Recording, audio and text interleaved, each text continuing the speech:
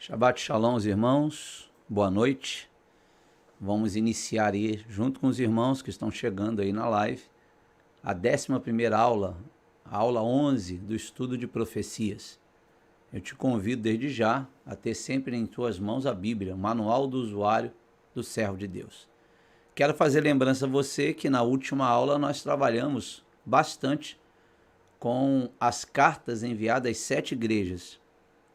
E no final de nossa observação, verificamos a igreja de Tessalonicenses? Não.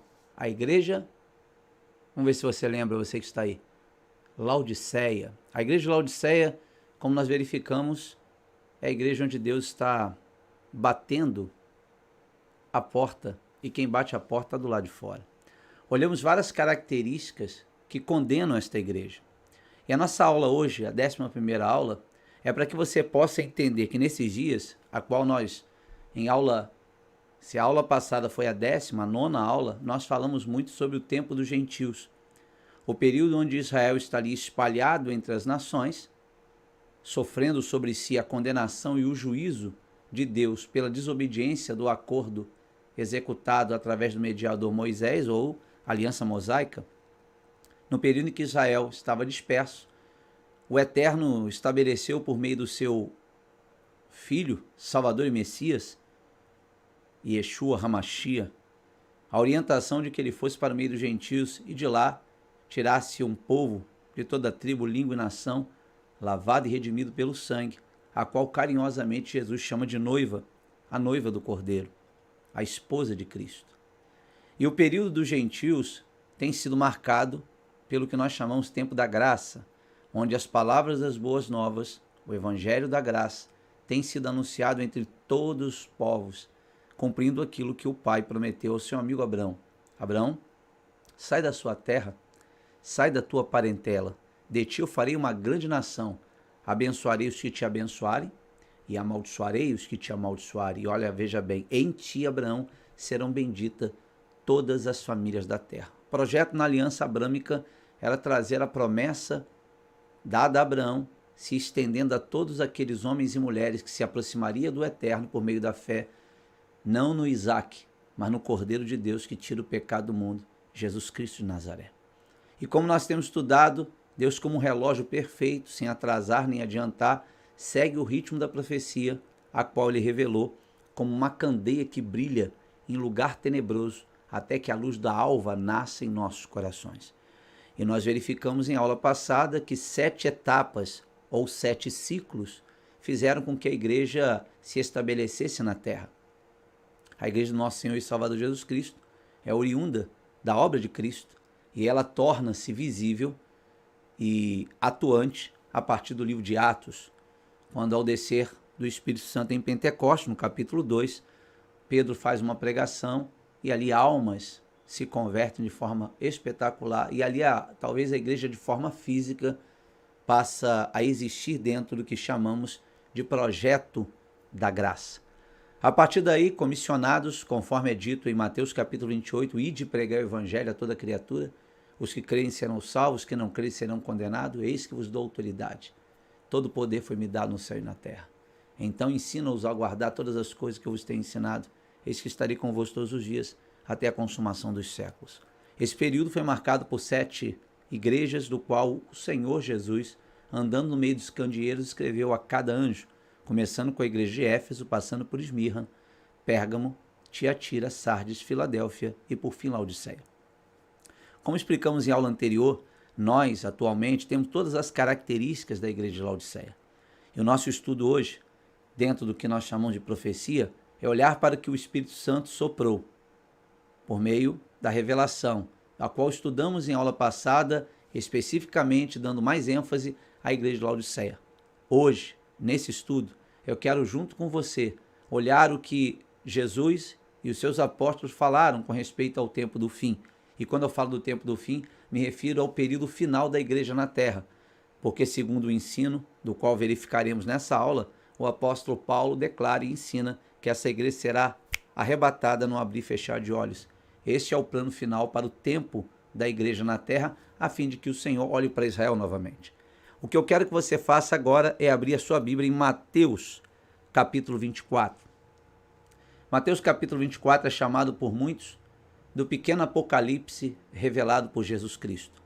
O mestre, ele falando com os seus discípulos, todos de ordem e de origem israelita, ele começa a falar de quão maravilhoso é o templo e a partir dali ele começa a descrever um cenário futuro do que haveria de ocorrer.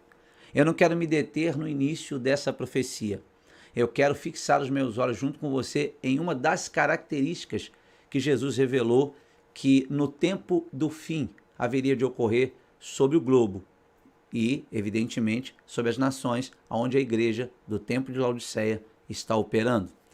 Lá em Mateus capítulo 24, por favor, pegue a sua Bíblia. Em especial o versículo 37, Jesus fala de algo que podemos olhar como muito parecido que ocorreria no tempo final da igreja de Laodiceia. Em Mateus 24, verso 37 diz: como aconteceu nos dias de Noé, assim também se dará por ocasião da chegada do Filho do Homem. Verso 38. Porque nos dias que antecederam ao dilúvio, o povo levava a vida comendo e bebendo, casando-se e oferecendo-se em matrimônio, até o dia em que Noé entrou na arca. Verso 39. E as pessoas não notaram até que chegou o dilúvio e levou a todos. Assim ocorrerá na vinda do Filho do Homem. Primeiro a destacar ao texto é que Jesus declara que ele vai voltar, a vinda do Filho do Homem. Mas Jesus pede para que eu e você olhe para os dias de Noé. Eu não vou com você em Gênesis capítulo 6. Eu vou apenas trazer a memória, porque eu preciso ganhar tempo e percorrer para que você possa entender que nós somos a geração do arrebatamento. Nós somos a geração que vai experimentar o tempo final da igreja. E afinal de contas, quando isso ocorrer, os olhos do Eterno fixará em Israel. Por quê? Para que possa finalizar tudo aquilo que Deus tem profetizado com respeito ao seu povo, a qual ele disse: vos espalharei entre as nações, mas vos estarei de volta. Da mesma forma que ele disse a Ezequiel para profetizar sobre o vale de ossos secos: ossos espalhados se juntem, ossos tenham carne, e sopre sobre esses ossos, para que tenham vida, o vento do Espírito dos quatro cantos da terra. Nós verificamos nessa profecia que 2/3 dela já se cumpriu. Falta apenas o Espírito soprar sobre Israel. Israel hoje como nação existe, mas não está com seu coração convertido a Yahvé. Ainda se encontra distante dos propósitos divinos, ainda que seja um povo eleito.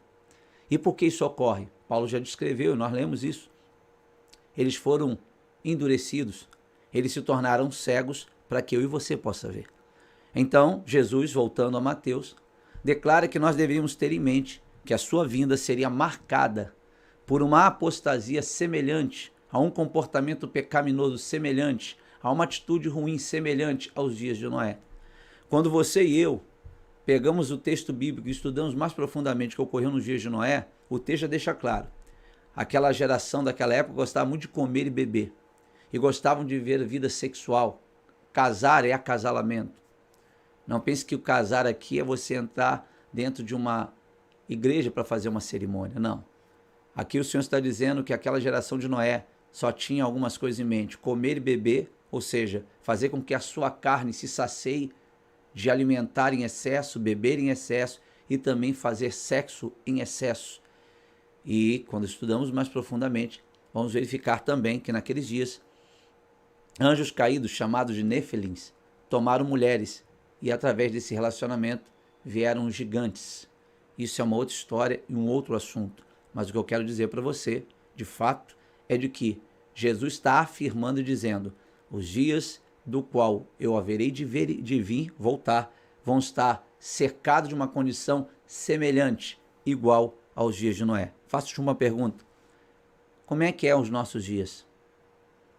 São dias de muita comida e bebida, onde as pessoas trabalham de forma louca e insana apenas para beber e comer? São dias onde a promiscuidade e a vida de devassidão sexual é o que mais o homem procura desesperadamente? Diz o texto que essas coisas, elas fascinam o homem. E enquanto Noé estava construindo a arca, por causa de todos esses prazeres, eles não perceberam até que veio o dilúvio. Portanto, as características que descrevem os dias da vinda de Jesus são semelhantes aos dias de Noé. Mas eu não queria ficar apenas com Jesus e nem tecer maior comentário a respeito de Jesus.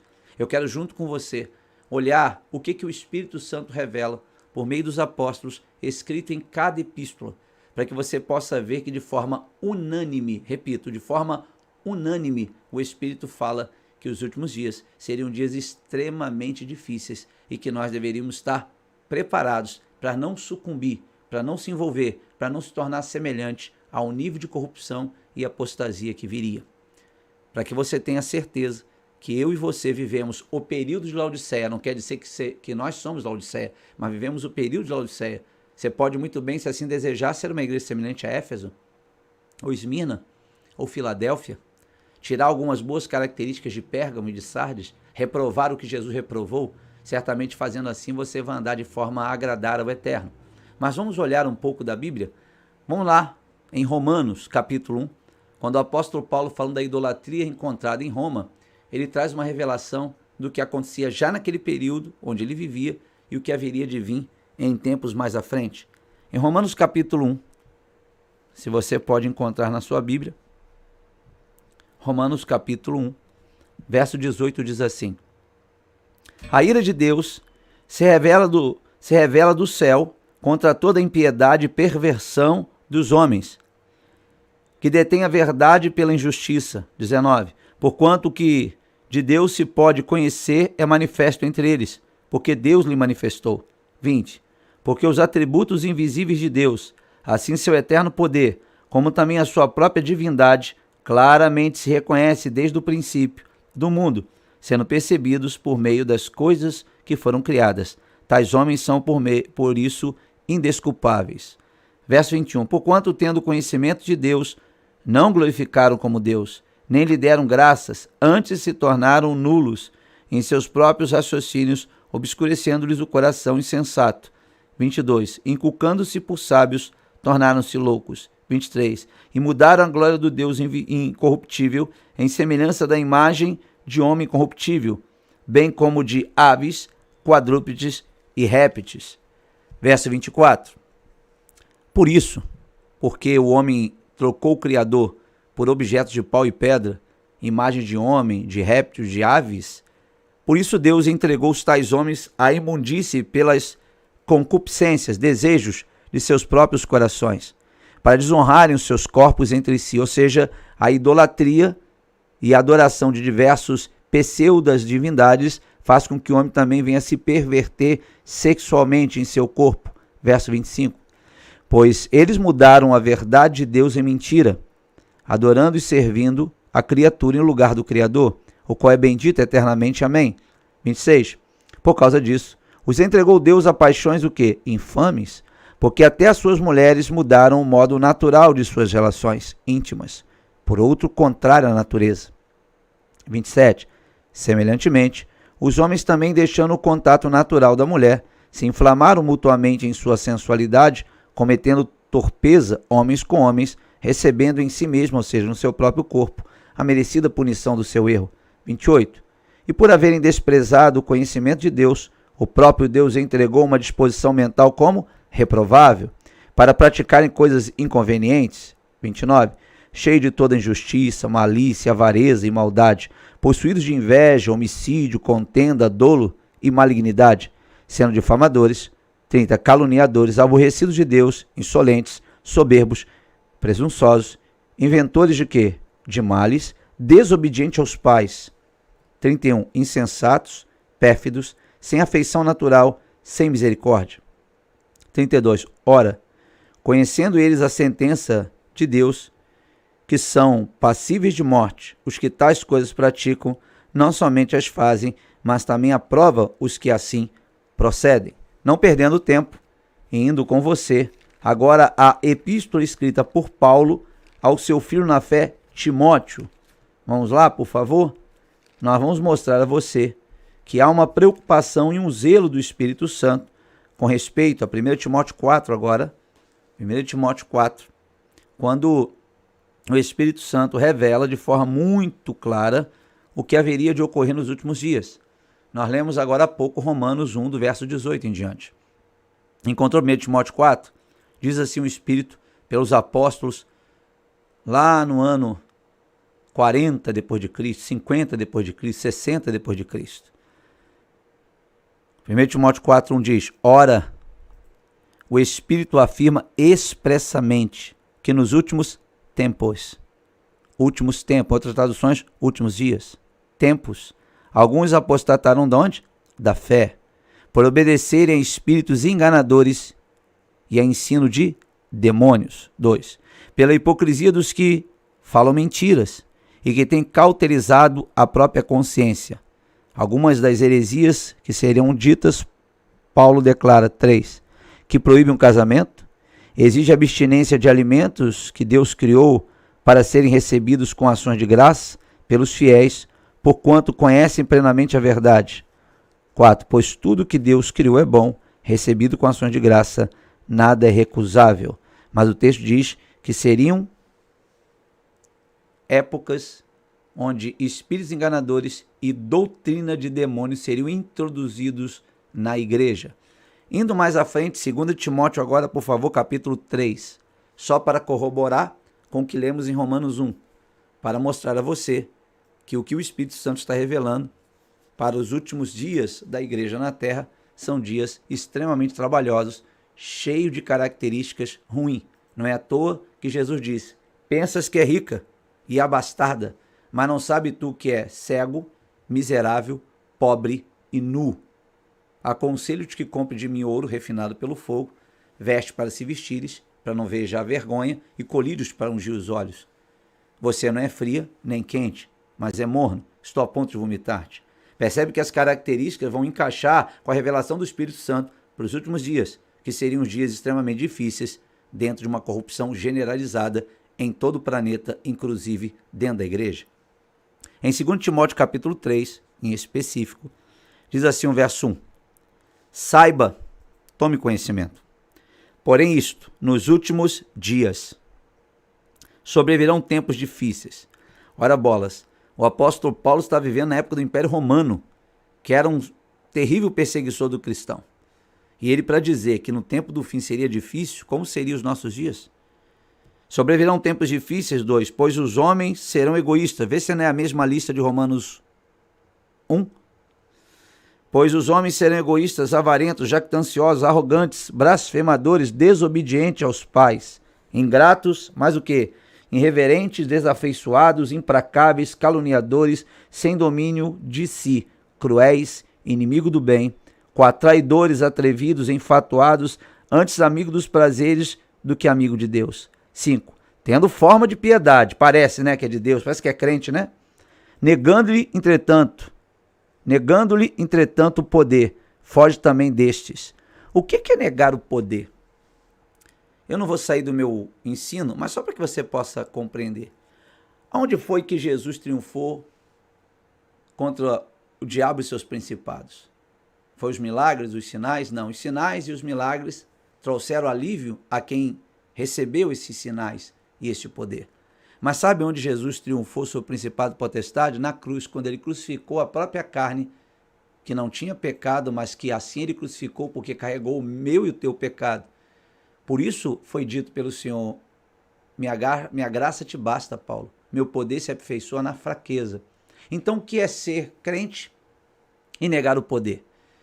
Não há como negociar princípios do céu. Jesus disse: aquele que quiser vir após mim, negue-se a si mesmo, toma sua cruz e siga-me. Aquele que quiser ganhar esta vida, vai perder a outra. Aquele que perder esta vida por amor de mim, achará. Isso significa que não tem como pregar o evangelho sem cruz. Não tem como pregar o evangelho das boas novas dando boa vida à carne e às suas obras infrutíferas e corrompidas. Por isso que o texto diz de forma tão veemente o que aconteceria com os crentes no tempo do fim. Além de todas essas características que eles estariam manifestando, que note, esse texto não é falar do ímpio. Essa carta é enviada a um bispo em Éfeso, que era Timóteo, dizendo e avisando que nos últimos dias os crentes teriam essas características. E daí o texto, verso 5 diz: tendo forma de piedade, negando entretanto o poder, foge também destes. Verso 6, pois entre estes se encontram os que penetram sorrateiramente na casa e conseguem cativar mulherinhas sobrecarregadas de pecados, conduzidas de várias paixões. Percebe-se que Paulo está dizendo a Timóteo: Timóteo, os últimos dias serão difíceis e trabalhosos. As pessoas que estiverem dentro da igreja com forma de piedade poderão até dar a aparência que são crentes convertidos, mas suas características serão avarentos, jactanciosos, mais amigos do mundo, amigos dos prazeres, ok? Ingratos, irreverentes, desafeiçoados, desobedientes aos pais, implacáveis, caluniadores, cruéis, inimigos do bem. Ele não está falando de características do ímpio, o ímpio já é ímpio. Ele está falando da característica daqueles que se dizem piedosos ou que se dizem crentes.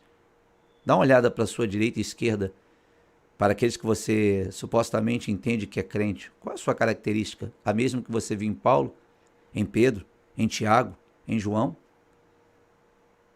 Naqueles que a Bíblia relata no livro de Atos? Eu tenho certeza que você dirá: não, estamos longe disso. Então você entende que a palavra é fiel e verdadeira. Bom, nós lemos 3 textos diretamente ligados ao apóstolo Paulo. Eu queria lhe mostrar, dentro de uma regrazinha muito básica da hermenêutica, para que nós possamos entender que todos os apóstolos, eles estão de alguma forma concordando no processo. Eu queria que você abrisse agora em 2 de Pedro. O apóstolo Pedro também, direcionando a sua visão profética, ele fala dos nossos dias. Percebe? Jesus falou que vai ser como nos dias de Noé. Paulo falou da promiscuidade do corpo e da série de corrupções sexuais, as mesmas que nos dias de Noé aconteceram. Depois ele abre um pouco mais dizendo que o comportamento das pessoas serão extremamente corrompidos, desafeiçoados, cruéis, inimigos. Ele também diz que haverá uma avalanche de doutrina de demônios e de espíritos enganadores ensinando nos púlpitos da igreja. Daqui a pouco nós vamos ver se o que está escrito não está se cumprindo. Em 2 de Pedro, capítulo 2, o apóstolo Pedro faz uma advertência, como os demais, com respeito aos últimos dias. 2 de Pedro, capítulo 2, diz assim, o verso 1. Assim como no meio do povo surgirão o quê? Falsos profetas. Está alinhado com o que Paulo disse a Timóteo. Assim também haverá entre vós falsos mestres, os quais introduzirão dissimuladamente heresias destruidoras, até o ponto de renegarem o soberano Senhor, que os resgatou, trazendo sobre si mesmo repentina destruição. Chegarão ao ponto de negar que em Jesus é suficiente para a salvação. 2. Muitos ou pouco, muitos seguirão suas práticas libertinas, e por causa deles será infamado o caminho da verdade. E não tem sido? Quantas pessoas dizem: é crente, hein, fez isso, hein? Olha aí a história envolvendo uma deputada aí que foi presa, que se dizia crente. Pense nisso. Muitos seguirão suas práticas libertinas e por causa deles será infamado o caminho da verdade. Olha o verso 3. Também movidos por avareza, amor ao dinheiro e aos bens, farão comércio de vós. Farão comércio de quê? De vós. Vassoura ungida, água do Rio Jordão, azeite ungido de Israel, por apenas 399 um curso, por apenas isso. E também movidos por avareza farão comércio de vós com palavras fictícias. Para eles, a bênção ou o juízo lavrado a longo tempo não tarda, e a sua destruição não dorme. Verso 4. Ora, se Deus não poupou a anjos quando pecaram antes, precipitando-os no inferno, os entregou a abismos de trevas, reservando-os para o juízo? 5. E não poupou o mundo antigo, mas preservou Noé, novamente a história de Noé, como Jesus disse, pregador da justiça, e mais 7 pessoas quando fez vir o dilúvio sobre o mundo de ímpios. Verso 6. Reduzindo a cinzas as cidades de Sodoma e Gomorra, ordenou-os a ruína completa, tendo-as posto como exemplo a quantos venham a viver impiamente. Livrou o justo Ló, afligido pelo procedimento libertino daqueles insubordinados, porque este justo, pelo que via e ouvia, quando habitava entre eles, atormentava sua alma justa, cada dia por causa das obras iníquas daqueles. Deixa eu te dizer uma coisa. Primeiro Pedro revela o que haveria de ocorrer como característica e comportamento nos dias finais. ele diz que haveria de se negar a salvação por meio da obra de Cristo somente. O que significa que haveria uma espécie de doutrina dizendo: faça isso, execute aquilo outro, 7 voltas, 7 passos para obter. Ou seja, não é suficiente a obra de Cristo. Nós começamos a colocar adereços onde as nossas obras é que alcançam e não mais a de Cristo. Ele falou que essas pessoas dos últimos dias, que são cruéis, inimigos do bem, que amam mais os prazeres do mundo do que as coisas de Deus, fariam comércio. Eles explorariam através da fé as pessoas, ludibriando-as, tentando tirar o máximo que elas podem lhe dar em relação a dinheiro e a finança. E de fato nós vemos isso diante dos nossos olhos quase sempre. Aquele Jesus que em Mateus 10 disse: recebeu de graça, darão de graça, não receberá ouro, prata, nem alforje. No lugar em que encontrares uma casa, vê se há alguém justo. Se receber, que a paz fique na casa. Se não vos receber, sacuda até a sandália e o pó, que haverá menos rigor para Sodoma e Gomorra do que para esse que simplesmente virou as costas. Então percebe-se que o apóstolo Pedro está dizendo assim: haverá um tempo difícil, mas esse tempo difícil, esse comportamento ruim não vai ficar sem punição, não vai ficar sem correção. E ele dá exemplo: anjos que não guardaram seu estado original, anjos que eram de luz e que quiseram abandonar a criação do Todo-Poderoso e a obediência a ele, Deus os reservou em juízo. E ele dá como exemplo: não pense que o Deus que destruiu Sodoma e Gomorra desapareceu. Ele também não vai poupar uma geração que só quer comer, casar, se dar em casamento, se prostituir, viver uma vida sexual depravada, como disse Paulo aos Romanos capítulo 1. Ele avisa: o que Deus fez foi poupar Ló.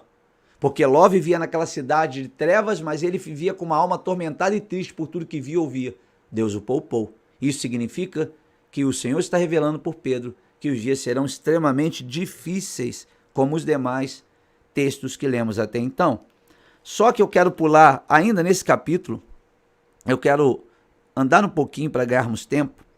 Ele diz assim no verso 13: recebendo a justiça por salário da injustiça que praticam, considerando com prazer a sua luxúria carnal em pleno dia, com as nódoas deformidade, eles se regalam nas suas próprias mistificações, enquanto banqueteiam junto convosco. 14. Tendo olhos cheios de adultério, insaciáveis no pecado, engodando almas inconstantes, tendo corações excitados na avareza, chamam eles de filhos malditos. 15. Abandonando o reto caminho, se extraviaram, seguindo pelo caminho de Balaão, filho de Beor, que amou o prêmio da injustiça. 16. Recebeu, porém, castigo da sua transgressão, a saber, um mudo animal de carga, falando com voz humana, refreou a insensatez do profeta. Então note, o Espírito está dizendo por Pedro: os líderes do tempo do fim serão muito parecidos com Balaão no seu comportamento. Eles estarão mistificando-se e se envolvendo com séries de detalhes corrompidos, como assim Balaão fez. Ora, Balaão tinha um contato com Deus, e ora Balaão estava se vendendo de forma terrível para fazer o mal contra o próprio povo de Israel. Nós sabemos que Balaão foi morto por Josué, filho da espada. Sigamos o texto. Verso 17. Esses tais são como fontes sem água, como névoas impelidas por temporal. Para eles está reservado a bênção à negridão das trevas. A negridão das trevas, 18. Porquanto, proferindo palavras de orgulho, de vaidade, jactâncias, engodam com paixões carnais. Vem, meu irmão, Deus tem uma vitória para você, tem isso, é paixão carnal. Eu quero ter, ser e poder, eu quero obter. Por suas libertinagens, aqueles que estavam prestes a fugir dos que andam no erro. 19. Promete-lhes eles liberdade. Deus vem te libertar, mas ele está preso à vaidade dos bens materiais, está preso à vaidade do mundo, aos prazeres da carne. Promete liberdade quando eles mesmos são escravos da corrupção, pois aquele que é vencido fica escravo do vencedor.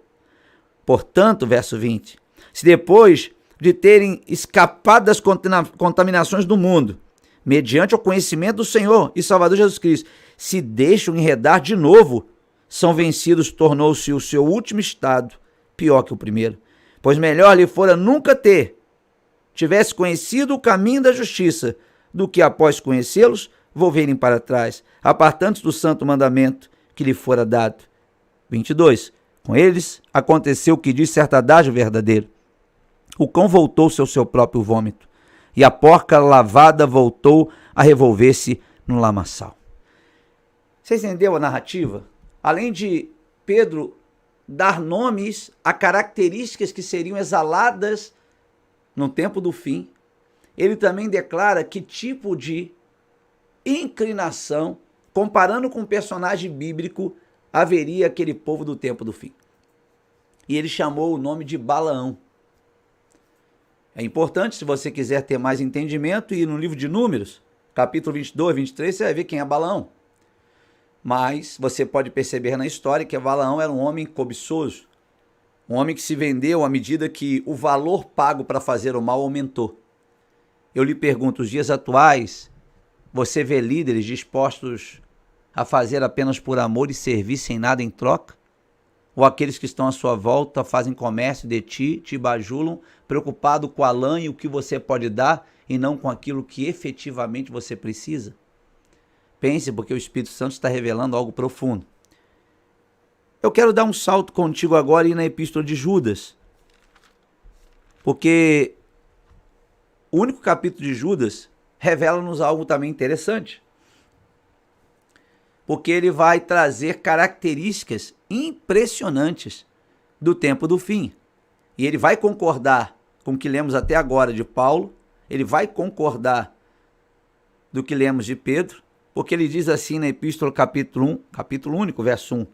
Judas, servo de Jesus Cristo, irmão de Tiago, aos chamados amados em Deus Pai e guardados em Jesus Cristo.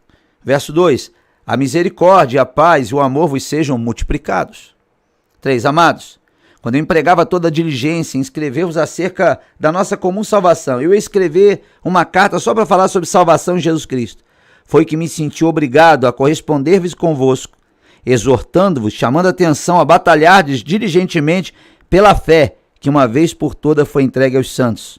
Por que eu tenho que lutar pela fé? Ela vai ser atacada? Sim. Verso 4. Pois certos indivíduos se introduziram com dissimulação, os quais, desde muito, foram antecipadamente pronunciados para esta condenação, homens ímpios, que transformam em libertinagem a graça de nosso Deus e negam o nosso único soberano Senhor Jesus Cristo. Olha que coisa, hein? Verso 5. Quero, pois, lembrar-vos, como fez Pedro na epístola que lemos, parece até que eles escreveram junto. Embora já estarem cientes de tudo, uma vez por todas que o Senhor, tendo libertado um povo, tirando da terra do Egito, destruiu depois os que não creram. Ou seja, Israel foi tirado com mão forte, com 10 sinais espetaculares e passou o Mar Vermelho como de pé enxuto. Mas depois, quando Deus foi avaliar cada um deles no caminho do deserto, foram mordidos por escorpiões e serpentes e pereceram. Ou seja, cadê o salvo sempre salvo? Nós precisamos manter uma continuidade, não podemos ser ludibriados nem enganados. Mas ele continua dando exemplo. 6. E aos anjos? Os que não guardaram seu estado original, como lemos que Pedro escreveu, mas abandonaram o seu próprio domicílio. Deus passou o pano, passou a mão na cabeça? Não. Eles têm guardado sob trevas em algemas eternas para o juízo do grande dia. Verso 7. Como Sodoma e Gomorra e as cidades circunvizinhas, que havendo-se entregue à prostituição, como aqueles, seguindo após outra carne, são postas para exemplo do fogo eterno sofrendo punição. Epa, será como nos dias de Noé? Darão-se em casamento, comendo e bebendo. O homem trocará o modo natural da mulher pelo homem com o homem. Está entendendo? Deus está dizendo assim, assim como eu não deixei sem punição Sodoma e Gomorra, assim como eu não deixei sem punição os anjos, todos serão punidos. Entende por que o sair da igreja desencadeia a grande tribulação?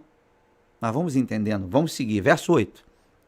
Agora ele vai descrever como que os falsos mestres e os falsos líderes vão agir, como assim já revelou Paulo, Pedro, e ele também vai dizer a mesma coisa. Verso 8. Ora, estes, da mesma sorte quais sonhadores alucinados, não só contaminam a carne, como rejeitam o governo, difamam autoridades superiores. Ou seja, a liderança do tempo do fim não vai respeitar o que Isaías falou, nem Jeremias, nem Paulo, nem Pedro, nem Tiago. Eles dirão para respeito a doutrina e ensino de Paulo. Paulo está falando assim porque é machista. Pedro está falando isso que é para a época dos judeus. Isaías está falando isso, eles vão agir dessa forma. E eu lhe pergunto, nos seus dias tem gente assim? Que questiona, não vale nada, só o que ele quer? Verso 9, e ele faz então uma advertência. Contudo, o arcanjo Miguel, quando contendia com o diabo, disputava a respeito do corpo de Moisés, não se atreveu a proferir juízo infamatório contra ele. Pelo contrário, disse, o Senhor te repreenda. O que significa que no mundo espiritual do céu, do Senhor e Salvador Jesus Cristo, existe obediência e hierarquia. Existe sujeição e respeito àqueles dos quais Deus levantou como coluna da sua casa. E nesse caso ele deu um exemplo. O arcanjo Miguel, arque-chefe, chefe de anjos. O arcanjo Miguel é o príncipe de Israel. Contudo, o ex-querubim que escolheu se tornar Satanás, ele ainda é querubim. E então o arcanjo Miguel olhou e disse, bom, eu respeito a tua hierarquia, ainda que caído. Então o Senhor que é maior do que nós dois, que te chame a atenção e que te corrija. Ou seja, um anjo obedeceu a hierarquia, mesmo que o outro tivesse caído. Aí eu lhe pergunto, por que o pastor, por que o missionário, por que o tal do apóstolo ou profeta, não importa, ele tem a coragem de questionar e dizer que aquilo que está escrito não é bem aquilo que está escrito, torcer a palavra para o seu uso e fruto, desobedecer à hierarquia que Deus estabeleceu, como o apóstolo Paulo, Pedro, Tiago e João, ter a coragem de dizer que aquele ensino é para a igreja da época, que aquele outro ensino é só para Israel, que aquele outro ensino é somente para a igreja de Corinto. Quem te deu essa autoridade para passar por cima daquele que Deus levantou como coluna da sua própria casa? Esse espírito hoje atua tremendamente em nossos dias. Continua o texto. Verso 10. Estes, porém, note, este está falando da liderança. Quanto a tudo que não entendem, difamam. E quanto a tudo que compreendem por instinto natural, como brutos, sem razão, até nessas coisas se corrompem. Olha como é que ele está falando dos líderes. Verso 11. Eles terão característica. Ai deles, porque prosseguiram pelo caminho de Caim. Daqui a pouco verificaremos melhor o que esse caminho de Caim é. E movidos de ganância, novamente a questão da grana, do dinheiro, se precipitaram no erro de Balão e pereceram na revolta de Coré. Agora o verso 12 é espantoso. Estes homens são como rochas submersas em vossas festas de fraternidade, banqueteando-se juntos sem qualquer recato. Escute, pastores que a si mesmo se apacentam, nuvens sem água, impelidas pelos ventos, árvores em plena estação dos frutos, desprovidas, duplamente mortas, desraigadas. 13. Ondas bravias do mar, que espumam suas próprias sujidades, estrelas errantes, para os quais tem sido guardada a negridão das trevas para sempre. Estrelas errantes, anjos que tomam conta da igreja, mas são errantes, vão ser lançados fora na negridão das trevas. 14. Quanto a estes foi que também profetizou Enoque, o sétimo depois de Adão, dizendo, eis que veio o Senhor entre suas santas miríades, ou seja, será no tempo da sua vinda, para exercer juízo contra todos, para fazer convictos todos os ímpios, acerca de todas as suas obras ímpias que impiamente praticam, acerca de todas as palavras insolentes que ímpios pecadores proferiram contra ele. 16. Os tais são murmuradores, descontentes, nunca estão contentes com nada, sempre quer mais dinheiro, mais vitória, mais grana, andando segundo as suas paixões, sua boca vive propagando grandes arrogâncias. Sou isso, Deus me usou para aquilo. São aduladores dos outros, adora adular, principalmente quem tem dinheiro, para ver se alguém que tem dinheiro dá para ele uma Ferrari ou uma BMW, por motivos interesseiros. 17. Vós, porém, amados, lembrai-vos das palavras anteriormente proferidas pelos apóstolos nosso Senhor Jesus Cristo. Presta atenção, 18. Os quais vos diziam, no último tempo haverá escarnecedores, andando segundo as suas ímpias paixões. 19. São estes os que promovem divisão, sensuais, que não têm o Espírito. Não têm o Espírito. Quem é o Espírito? Espírito Santo. 20. Vós, porém, amados, edificando-vos vossa fé santíssima, orando no Espírito Santo, guardai-vos no amor de Deus, esperando a misericórdia do nosso Senhor Jesus Cristo para a vida eterna. 22. Compadecei-vos de alguns que estão na dúvida. Salvai-os, arrebatando-os do fogo. Quanto aos outros, sede também compassivos sem temor, detestando até a roupa contaminada pela carne. Queridos, o que nós vemos nos textos é em comum. O meu tempo é curto, eu vou parar por aqui, eu acho que eu já dei o bastante. Todos os textos o Espírito Santo está berrando, proclamando como um chofar, dizendo: os últimos dias da igreja na terra serão dias trabalhosos, onde haverá uma série de comportamentos de apostasia, comportamentos ruins, características terríveis. Portanto, entende por que o Senhor diz que está a ponto de vomitar? Entende por que o Senhor está batendo a porta para entrar? Porque essas características têm que se cumprir, porque isso é uma palavra revelada pelo Espírito Santo para os últimos dias. Eu quero ler apenas mais um verso, para que eu possa usar mais uma vez o PowerPoint para te ajudar a entender. Se encontra em Tessalonicenses, por favor. Vamos lá comigo. Carta aos Tessalonicenses, apenas para mostrar de forma clara, 2 Tessalonicenses 2, onde o apóstolo Paulo diz que ele, Jesus, não viria sem que primeiro haja algumas coisas. Note que todo mundo concorda no mesmo aspecto, que os últimos dias da igreja na terra seriam marcados por enorme apostasia e uma série de perversões. Eu estou lendo tudo isso para lhe mostrar que esses são os dias que nós estamos vivendo. 2 Tessalonicenses capítulo 2, verso 1 diz: irmãos, no que diz respeito à vinda do nosso Senhor Jesus Cristo e a nossa reunião com Ele, nós vos exortamos, 2, a que não vos demovais da vossa mente com facilidade, nem vos perturbeis, quer por espírito, quer por palavra, quer por epístola, como se procedesse de nós, supondo tenha chegado o dia de quem? Do Senhor. Verso 3, guarde, ninguém de nenhum modo vos engane, porque isto, o dia do Senhor, a vinda de Cristo, não acontecerá sem que primeiro venha o quê? A apostasia, e seja revelado o homem da iniquidade, o filho da perdição, ou seja, a vinda de Jesus vai ocorrer quando a apostasia tomar conta. E eu não estou falando da apostasia tomar conta do mundo, que o mundo já jaz no maligno, mas é a apostasia tomar conta da igreja, o período de Laodiceia. Você entendeu? Percebeu que nós temos todas as características inerentes? Voltando ao último texto que nós lemos de Judas, você percebeu o apóstolo escrevendo? Eu ia escrever a respeito da comum salvação. Eu ia falar da obra de Cristo na cruz, daquilo que ele alcançou por nós. Mas eu fui compelido pelo Espírito a escrever uma carta para que vocês batalhem pela fé verdadeira que uma vez foi entregue a vocês.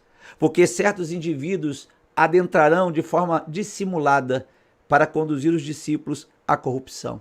Eles terão algumas características que nós vemos Pedro falar. Farão comércio de voz, andarão como Balaão, mas na epístola de Judas ele dá mais dois personagens, Caim e Coré.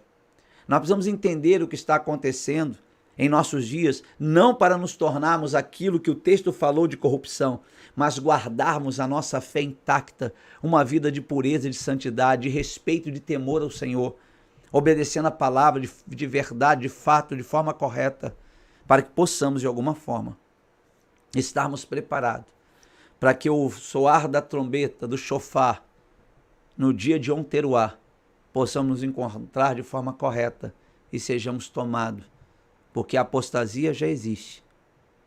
Só falta, e não está longe, se manifestar o filho da iniquidade.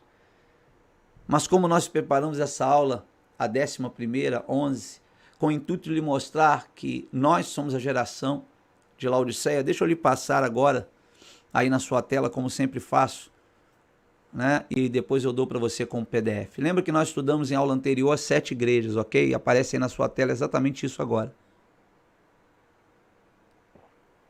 Nós falamos da igreja em Éfeso, as datas aproximadas, Esmirna, Pérgamo, Tiatira, Sardes, Filadélfia e por fim Laodiceia. E nós lemos hoje mostrando a você que todas as características da qual Jesus chama a atenção da igreja de Laodiceia, eis que estou à porta e bato, todos os apóstolos e o próprio Senhor Jesus advertiu que o tempo seria complicado. Dando um passo a mais, eu quero lhe ajudar a entender. Nós separamos um versículo em questão, acabamos de ler ele agora há pouco, Judas, capítulo 1, verso 11, a qual o Espírito Santo disse que essas características haveriam de ocorrer em cima dos líderes. Ele diz, ai deles, plural, mais de um, porque prosseguindo pelo caminho de Caim, e movidos de ganância, atrás de dinheiro, de bens materiais, se precipitaram no erro de Balaão e pereceram na revolta de Coré. Antes de eu passar o próximo slide, vamos pensar. Caim matou Abel. Caim matou seu próprio irmão, perseguiu seu irmão porque o seu irmão era piedoso e ele não. Pense comigo, Caim, sua história. O que o Espírito Santo está soprando é: os líderes agirão como Caim. E óbvio, aqueles que são liderados por esses líderes também. Mas eles não vão ficar só na característica de Caim. Ele falou de Coré, ou Corá, e também de Balaão. Entende? Você tem que trazer a tua memória para o acontecimento. Eu não tenho tempo de ler com você lá o capítulo 4 de Gênesis, mas você pode ir lá para saber sobre Caim e a sua característica, da qual o Espírito Santo lembrou que as pessoas que estarão na igreja nos últimos dias manifestarão. Mas ele não falou só disso, ele falou também de Coré ou Corá. Ele era um levita, ele já servia no templo, mas Coré desejou o lugar que não era para ele, ele queria o lugar de Arão, ele queria queimar incenso. Ele amava o cargo e os nomes que os homens tanto valorizam. Mas ele falou também de Balaão. E Balaão era um profeta místico. Você vai lá em Números. Coré é Números 16. Balaão, Números 22, 23. Balaão foi um homem que um certo rei procurou para tentar suborná-lo ou pagá-lo para fazer uma magia, um feitiço, uma maldição contra o povo de Israel. E ele foi consultar a Deus, Deus falou: não se pode amaldiçoar aquilo que eu abençoei.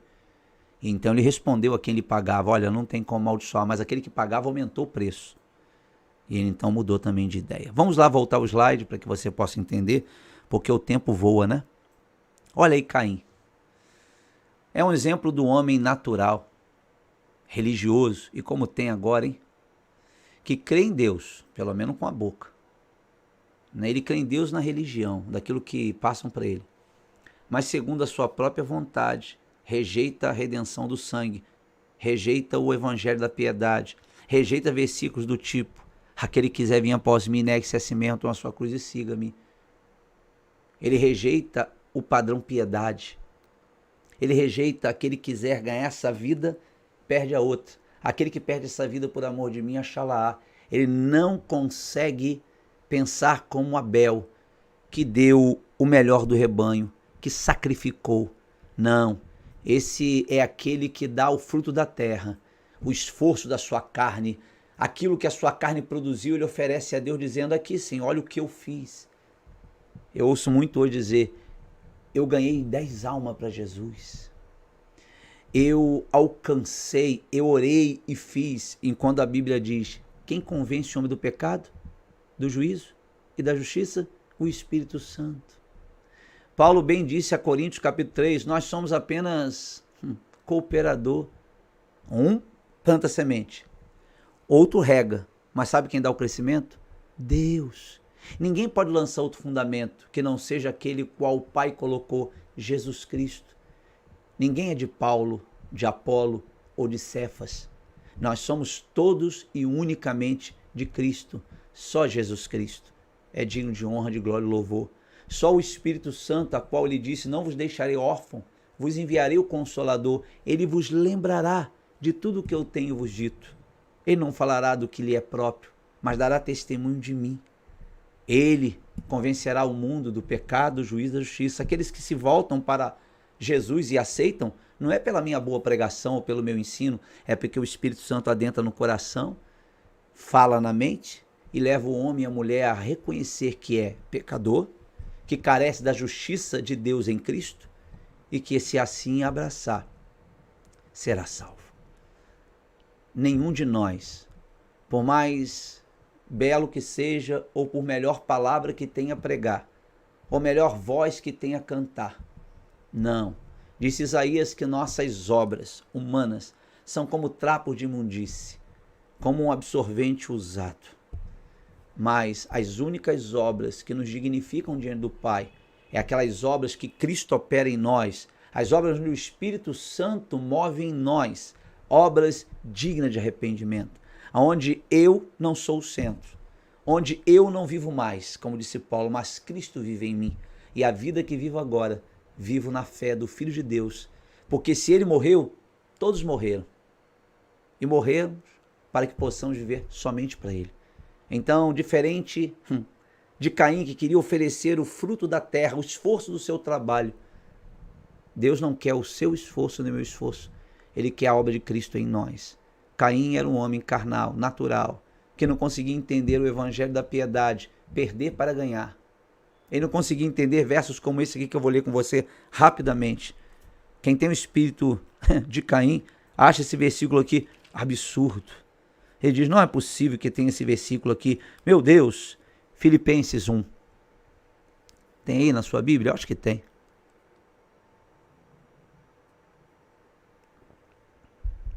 Filipenses capítulo 1, verso 29. Porque vos foi concedida a graça de padecer por Cristo e não somente crerdes nele. Padecer por Cristo e não somente de crerdes nele. Entende por que o sacrifício de Abel tipificava esse sentimento? De padecer por Cristo e não somente de crer nele? Amém? Por que padecer por Cristo? Está lá em Mateus 5, não precisa abrir. 5, verso 10 e 11. Bem-aventurados sois, quando pelo meu nome mentirem e disserem todo mal contra vós, regozijai-vos, porque grande é o vosso galardão nos céus. Paulo disse, nossa leve e momentânea tribulação produz eterno preço de glória. Entende? Esse evangelho de perder para ganhar é o puro e limpo evangelho, o da cruz, do qual Jesus disse, aquele que quiser vir após mim, negue-se, toma sua cruz e siga-me. Na cabeça de Caim, ou dos líderes Caim, a cruz não faz parte do seu ministério. Voltemos para o slide. Nós não temos só Caim. Passando um pouquinho mais, você pode depois ler Gênesis, está ali, né, o texto. Nós temos outra característica, Balaão. É um exemplo do homem cego, né? Pela moralidade natural, onde o mesmo se vende por dinheiro. A história de Balaão está lá registrada em Números capítulo 22, do verso 9 ao verso 22. Balaque vai o procurar, Israel tinha saído, né, do seu território, ou melhor, do Egito para buscar a terra de Canaã. E ele caminhava e encontrou uma região onde Balaque era rei. E ele estava preocupado porque os israelitas que saíram do Egito estavam vencendo todos os exércitos e nações que estavam no seu caminho. Então ele procurou um homem chamado Balaão para negociar com ele um trabalho aonde pudesse fazer o povo de Israel falhar, errar, não conseguir vitória. E ele então chegou até Balaão e ofereceu prata, ofereceu dinheiro, para que Balaão pudesse fazer algo para amaldiçoar Israel. E Balaão consultou a Deus, Deus falou, não se pode amaldiçoar um povo a qual eu abençoei. Imagina-se que se Deus te fale desta forma, está resolvido, né? Não tem mais do que fazer. Deus falou que não. Mas Balaão é o tipo da pessoa que, apesar de saber os princípios que a Bíblia o norteia e orienta, ele vai, à medida que as circunstâncias o envolvem, ceder. Ele vai, mediante as circunstâncias, fazer o que não deveria ser feito. E o texto conta que Balaque ele aumentou o preço, né? O valor. Ele disse, olha, eu te dou mais. E aí o que fez Balaão? Ele foi consultar Deus novamente. Ora, Deus já não tinha dito que não era para fazer? Por que eu consulto de novo? Porque meu coração não é reto diante de Deus. Eu não sou uma pessoa que anda em justiça e temo a palavra, a qual diz sim, sim, não, não. O que passar disso vem do maligno. Eu não sou um homem bíblico que, ainda que eu jure com dano próprio, eu não mudo nem me retrato. Deus, na sua manifestação de caráter, diz que nele não há sombra nem variação de mudança. Mas aquele que não teme a Deus varia o tempo todo e muda de acordo com a necessidade. Se alguém lhe pedir um favor sendo pobre, ele diz, vou pensar. Mas se alguém chegar sendo rico, ele às vezes muda de atitude porque afinal de contas aquela pessoa pode lhe trazer alguma coisa proveitosa. É essa característica que Deus reprova em Balaão e reprova em muitos líderes. Líderes que têm dificuldade muito grande de repente visitar a viúva, o órfão, o desamparado, ou tentar ouvi-lo por um bom tempo para aconselhar ou se envolver com seus problemas. Afinal de contas, essas pessoas não têm muito para lidar. São pessoas pobres, limitadas nas suas condições financeiras. Mas quando aparece alguém que aos seus olhos pode lhe dar retorno, ele então revela para esta pessoa, diz que Deus tem uma grande obra, entrega coisas maravilhosas e se preocupa intensamente de como agradar. Afinal de contas, essa pessoa tem prata, recurso, dinheiro para lhe dar. A Bíblia está dizendo que esse tipo de característica do tempo do fim são pastores que assim mesmo se apacentam, que são conduzidos como nuvens sem água, porque só pensam em si. Para que você tenha uma ideia dessa característica, eu posso ler um texto rapidamente que se encontra no Evangelho de João. À medida que eu vou falando com você, vai brotando em minha cabeça vários textos, eu vou tentando filtrá-los. João capítulo 12, porque o tempo não me dá para que eu possa falar tantos textos. Mas, repito, tanto Pedro como Judas estão condenando esses líderes que agem como Balaão atrás da prata, atrás do ouro. Olha o que diz o texto em João capítulo 12, verso 1. 6 dias antes da Páscoa, foi Jesus para Betânia, onde estava Lázaro, a quem ele ressuscitara dentre os mortos. 2. Deram-lhe, pois, ali uma ceia. Marta servia, sendo Lázaro um dos que estavam com ele à mesa. 3. Então, escute agora, então Maria, tomando uma libra de bálsamo de nardo puro, muito precioso, ungiu os pés de Jesus e os enxugou com os seus cabelos, enchendo-se toda a casa com o perfume do bálsamo. Verso 4. Mas Judas Iscariote, um dos seus discípulos, o que estava para traí-lo, disse. 5. Por que não se vendeu este perfume por 300 denários e não se deu aos pobres? 6. Isto disse ele, não porque tivesse cuidado dos pobres, mas porque era ladrão e, tendo a bolsa, tirava o que nela se lançava. Esse é o espírito de Balaão. Esse é o espírito de um líder maligno. Ele deu um migué, né? Vamos usar o termo aqui. Ele deu uma maneirinha de colocar a cobiça dele para fora. Ele viu alguém fazendo um ato de derramar um bálsamo que custava pelo menos 300 denários. Olha quanto de recurso era. E ele falou, que desperdício, jogar isso tudo e se perder. Era melhor pegar o dinheiro e colocar para os pobres. E aí João denuncia. Ele não está preocupado com o pobre. Ele queria os 300 denários dentro da bolsa, porque ele que tomava conta da bolsa. Ele gosta de dinheiro. E ele pega da bolsa, a hora que ele quer, o que para ele é proveitoso. Não é à toa que quando ele traiu Jesus, ele caiu por causa de dinheiro, 30 moedas de prata. E para que não fique apenas num texto, que você pode achar que foi minha interpretação, vamos lá em 1 Timóteo. Vai olhando se a igreja atual não tem essas características. Eu vou ler rapidamente aí, que o tempo corre numa velocidade. 1 Timóteo 6. 1 Timóteo 6. Vamos lá. Verso 3. Se alguém ensina outra doutrina, lembra lá do texto? Que os demônios vão entrar ensinando a doutrina deles? Quais são as doutrinas dos demônios? Se alguém ensina outra doutrina e não concorda com as santas palavras do nosso Senhor Jesus Cristo com o ensino segundo a piedade, evangelho de cruz, piedade, renúncia. 4. Ele, se pregar outro evangelho que não seja piedade e cruz, é enfatuado, nada entende, mas tem mania por questões de contendas, de palavras, de que nascem inveja, provocações, difamações, suspeitas malignas. 6. Altercações sem fim, por homens cuja mente é pervertida, privados da verdade, supondo que a piedade é fonte de lucro. 6. De fato, grande fonte de lucro é a piedade com contentamento. 7. Porque nada temos trazido para o mundo, nem coisa alguma podemos levar dele. 8. Tendo sustento e com que nos vestir estejamos contentes.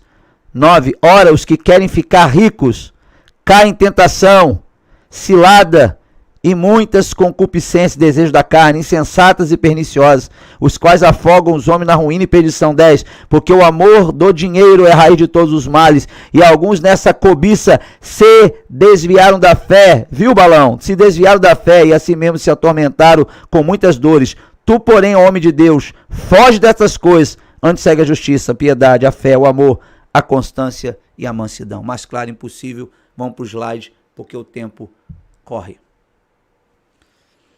Então eles haveriam de manifestar atitudes como de Balão.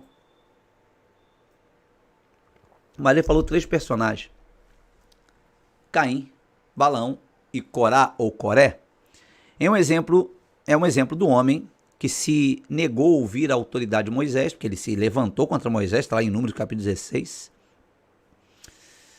E como porta-voz escolhido, vou ler novamente, é um exemplo do homem que se negou a ouvir a autoridade de Moisés como porta-voz escolhido por Deus, pois desejava poder e posição para fazer aquilo que não foi lhe ordenado. É bom deixar claro que nessa narrativa, o Coré ele já era alguém que trabalhava no templo, tá? Ele era um levita. Ele era aquele que Deus escolheu para auxiliar e trabalhar em torno do sacerdote Arão e sua família. Mas ele arrumou uma contenda, Coré, Datã e Abirão, porque ele queria de qualquer forma fazer aquilo que Arão fazia. E ele acusou Moisés dizendo que Moisés colocou no cargo o irmãozinho dele. Então qual é o espírito que move Coré? O amor aos cargos. Quase não tem isso agora, tem? As pessoas querem só ser ovelhas e só obreiro na casa de Deus. Não, as pessoas disputam espaço, elas querem ser bispos, presbíteros, pastores, apóstolos, querubins, profetas, sabe lá mais o quê. Da forma que está a coisa, qualquer dia só vai ter líder, não vai ter mais ovelha para ouvir o líder, porque todos só querem estar como líder. E a maioria das pessoas tem a função com nome, mas não tem, na verdade, na prática de vida. Quantas pessoas nós conhecemos com a nomenclatura de pastor, mas não tem característica de quem apacenta, nem está disposto a morrer pelas almas? Quantas pessoas nós temos o rito da palavra profeta e não sabe nem o que é profeta? Ele não sabe discernir o que é dom de profecia e a função de profeta. Outros, por sua vez, são nomeados apóstolos, mas não tem nenhuma característica que possa criar condições para que ele possa, de fato, ser visto como tal. Outros são chamados de mestres, mas não conseguem manusear bem a palavra da verdade. Coré é o tipo do sujeito no tempo do fim, que está preocupado em estar no lugar onde Deus não preparou para estar. Ele quer o lugar dos outros, quando na verdade ele não faz o trabalho bem feito do seu próprio lugar.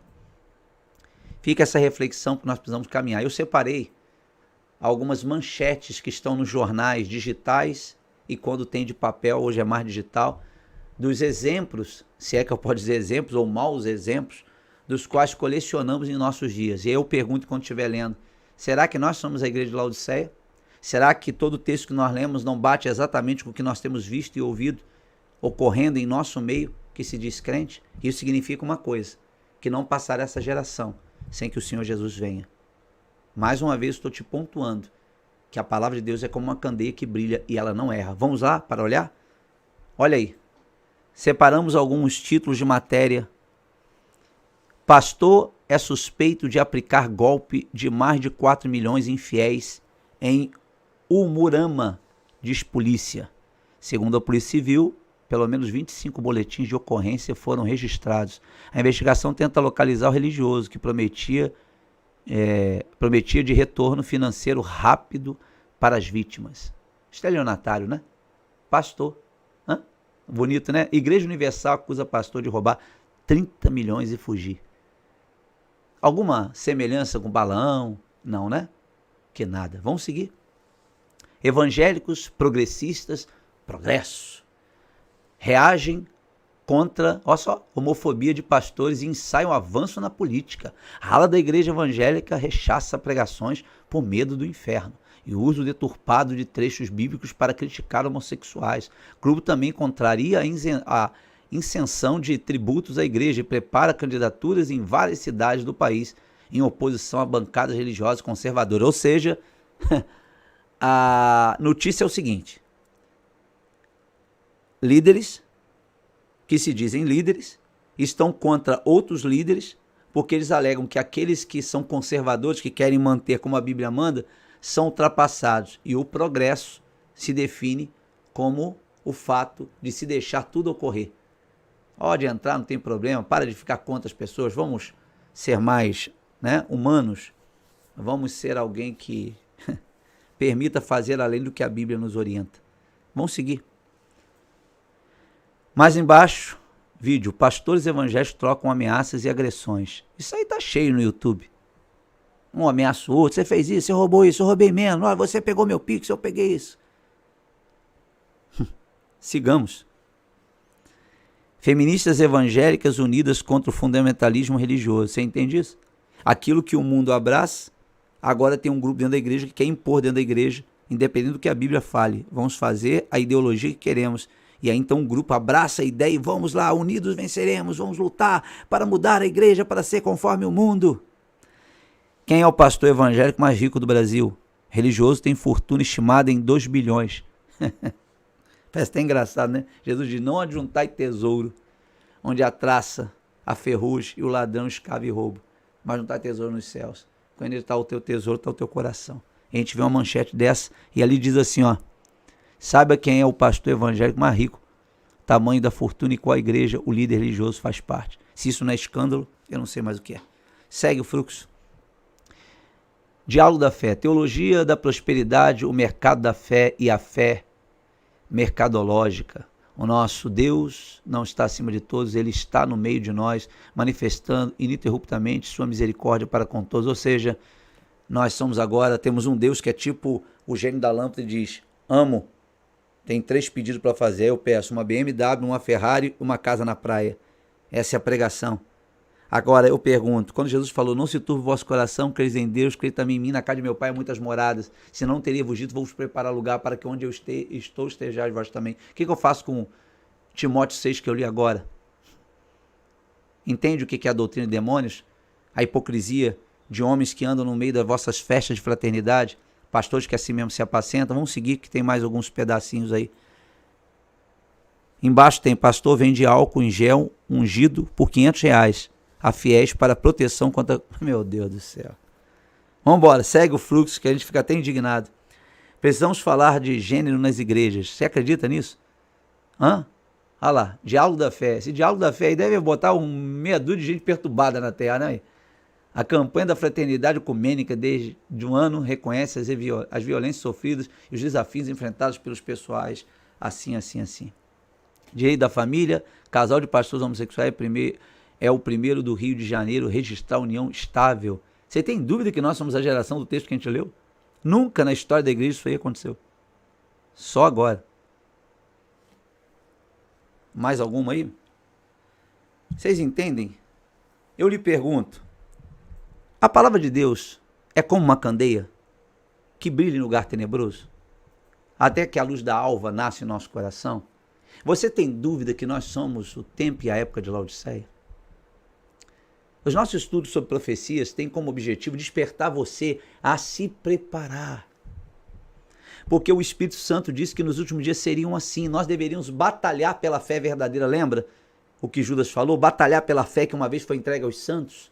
Ele deu como exemplo a Ló. Pedro falou, olha, Ló, ele lutou contra aquele subordinado, aquela terra terrível de Sodoma e Gomorra, mas ele se mantinha firme. Amém? Ele sabe preservar o justo Ló. Entende? Compreende? Que como foi nos dias de Noé, nós falamos de casar, se dar em casamento, comer, beber e vestir, mas também Noé era pregador da justiça e ele se guardou e entrou numa arca que o livrou do juízo. Você entende? A arca fala do arrebatamento, fala da remoção. Ló também foi retirado. Os anjos não podiam destruir a cidade antes que ele saísse dela. Deus não destrói o justo com o ímpio. Você e eu precisamos nos guardar incontaminados deste sistema. Entende? Nós estamos sendo bombardeados. Nós estamos sendo enganados por doutrina de demônios, nos levando para o engano e para o erro. Ei, volte atrás. Se você dentro disso se enquadrou, se os pensamentos demoníacos adentraram em tua mente, você começou a afrouxar, abrindo a libertinagem, como diz o texto, dobre os seus joelhos depois desse estudo e diga, Senhor, eu errei, me perdoa. Tenha misericórdia de mim, purifica-me de todo pecado e me dê graça pelo teu Espírito para resistir a todo e qualquer ataque do diabo. Mantenha meu coração fervoroso em tua palavra. Mantenha a minha vida dedicada a ti. Porque, querido irmão e irmã, essa é a última hora. Depois desses dias, quando a igreja for tomada no abrir e fechar de olhos, Deus vai trabalhar com Israel. E eu lhe pergunto, quanto tempo resta? Israel está em seu território, aguardando o cumprimento das profecias. E por que ainda não se cumpriu com Israel? Porque nós estamos aqui. Mas o nosso tempo está findando-se. Então, você, meu irmão, minha irmã, que tem a característica de Éfeso, mantenha. Tem a característica de Esmirna, está sofrendo pelo reino, não murmure, fique firme. Está sendo como Filadélfia, um coração missionário, pregando o evangelho, indo de encontro à viúva, órfão, desamparado. Mantenha essa pegada. Se você, meu irmão, minha irmã, está dentro dessa linha de dedicação, mantenha-se. Não deixe se corromper por Laodiceia. Seja frio, seja quente, mas nunca morno. Compre ouro, refinado pelo fogo. Coloque as vestes das obras, coloque o colírio para enxergar como Deus está lhe fazendo enxergar nessas aulas. E eu tenho certeza que você alcançará do Senhor graça para ser tomado no abrir e fechar de olhos. Amém? Aos irmãos que têm nos acompanhado nessa aula, Deus te abençoe. Você que até aqui esteve conosco, nessa hora enquanto eu estou aqui falando com você, eu também estou lá em Cuiabá, pregando. Se você quiser, depois vai lá no canal da Igreja Emuná, em Cuiabá, e você vai poder ter acesso às pregações que estaremos passando nesse final de semana. Prometi e cumpri, não deixar você na mão. Amém? Deus te abençoe. Se Deus nos permitir, estaremos com você mais uma vez na próxima semana, dando prosseguimento ao estudo de profecia. Não esquece de dar aquele like, amém? Se quiser fazer um comentário, se você quiser pegar, copiar e colar em algum lugar para indicar um irmão, já somos aí 472, vamos chegar a 500, não para ter um número, mas para ter mais gente para ouvir essa palavra que você ouviu, tá certo? Dá aí seu like, amém? Não esquece de fazer isso, isso faz com que o vídeo seja compartilhado e visto por outros, tá certo? Quiser botar um comentário, fala, poxa, isso me edificou, ajuda a gente a ver que estamos no caminho certo, tá bom? Aí depois você vai receber no grupo aí do WhatsApp o PDF dessa aula, estude, buscai o Senhor enquanto se pode achar, invoca enquanto está perto, amém? E não esquece aí de ler, 1 Tessalonicenses, capítulo 4 e 5, e 2 Tessalonicenses, nós lemos um pedacinho, capítulo 2. Pastor, por que você manda esse exercício? Porque te facilita entender eu quando estiver falando e explicando alguns assuntos que você leu, tá bom? Deus te abençoe e até a próxima, shalom, até a próxima semana.